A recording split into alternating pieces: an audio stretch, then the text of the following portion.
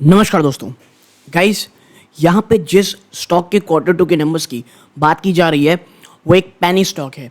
और आप देखें, पिछले कुछ समय से कुछ कंपनी की तरफ से डेट रिडक्शन प्लान आए, कुछ बहुत पॉजिटिव चीज़ें हुई, स्टॉक निचले स्तरों से काफ़ी अच्छी तेज़ी दिखाया।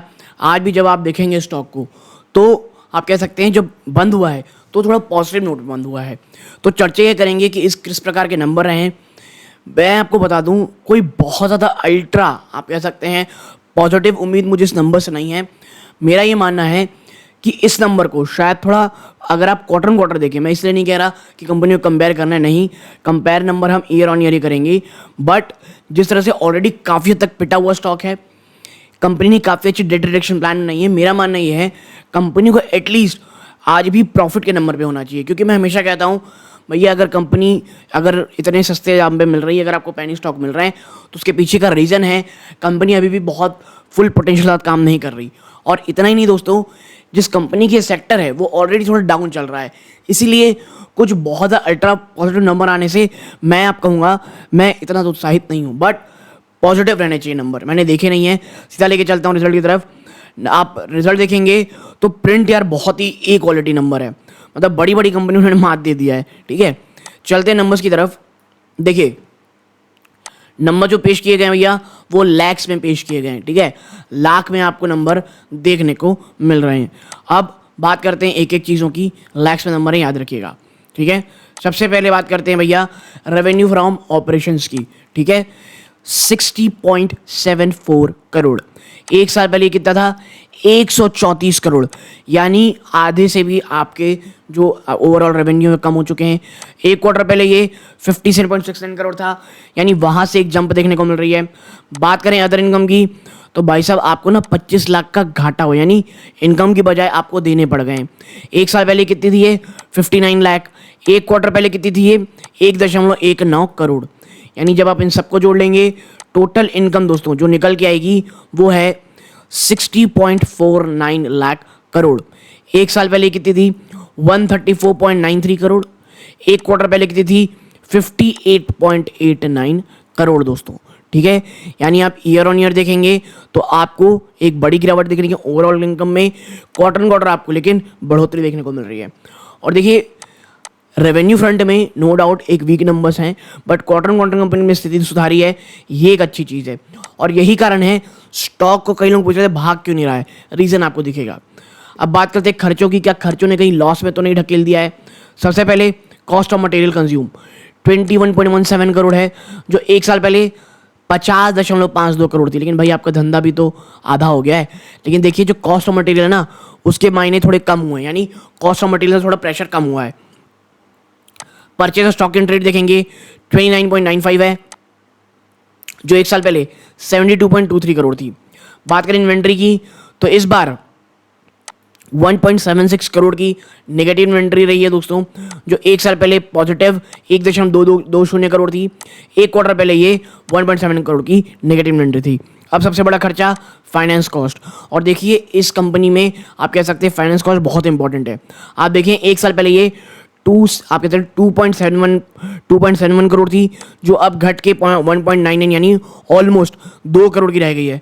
अदर एक्सपेंसेस देखेंगे 1.60 करोड़ है, जो एक साल पहले 5.5 करोड़ रुपए थी। आप इन तमाम खर्चों को जोड़ लें तो टोटल एक्सपेंस दोस्तों जो निकल के आएगा 58.13 करोड़। कितना? 58.13 करोड़ खर्चा आया है, जो एक साल पहले 131.25 करोड़ था।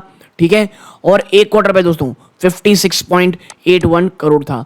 ठीक है, अब देखते हैं कि ओवरऑल खर्चे के बाद आपको लॉस हुआ या प्रॉफिट हुआ है।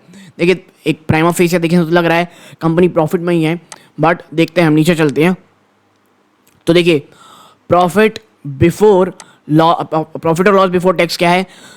2.25 करोड़ से ज़्यादा की आपको इस बार प्रॉफिट हुई है दोस्तों। एक साल पहले ये 3.67 करोड़ थी, यानी आप समझिए कंपनी का जहां ओवरऑल जो रेवेन्यू था वो कई गुना था ऑपरेशनल फ्रंट में, लेकिन उसके सामने अगर आप प्रॉफिट देखेंगे तो कोई बहुत ज़्यादा नहीं गिर गए हैं दोस्तों। 2.25 करोड़ की प्रॉफिट है, जो एक साल पहले 3.67 करोड़ रुपए थे दोस्तों। ठीक है, एक क्वार्टर पहले ये लगभग 20.8 लाख थे। यानी जैसे मैंने कहा दोस्तों, कंपनी पेनी स्टॉक है, लेकिन नंबर्स ने जो पेश किए हैं मुझे कोई बहुत ज़्यादा ख़राब नहीं लगे हैं, ठीक है। और जब हम total comprehensive income for the period में जाते हैं दोस्तों, तो आप पाते हैं यहाँ पे 1.76 करोड़ रुपीस हो जाते हैं, जो एक साल पहले कितने थे 3.49 करोड़ रुपीस दोस्तों। और एक क्वार्टर पहले कितने थे आप कह सकते हैं 1.5 करोड़ से थोड़े ज़्यादा। यानी कि आप क्वार्टर देखेंगे तो लगभग फ्लैट से ही नंबर हैं।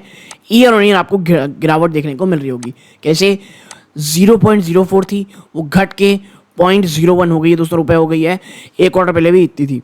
मैं ये कहूँगा कि भाई जो नंबर निकल के आए हैं और जिस तरह की दोस्तों ये आप कह सकते हैं सेक्टर की कंपनी है पॉलीमर स्पेशलिटी, जो अभी थोड़ा प्रेशर चल रहा है, उसके बावजूद कंपनी ने पॉजिटिव दिया ना दोस्तों, जिससे मैं काफ़ी हद तक कहूँगा मुझे एक रिलैक्स फील हो रहा है। और देखिए मेरा विजन जो है वो इसमें काफ़ी लॉन्ग टर्म का इकोटेक में, और डिस्क्लोजर रूप में बता दोस्तों, मेरी फैमिली मेम्बर इसमें इन्वेस्टेड है।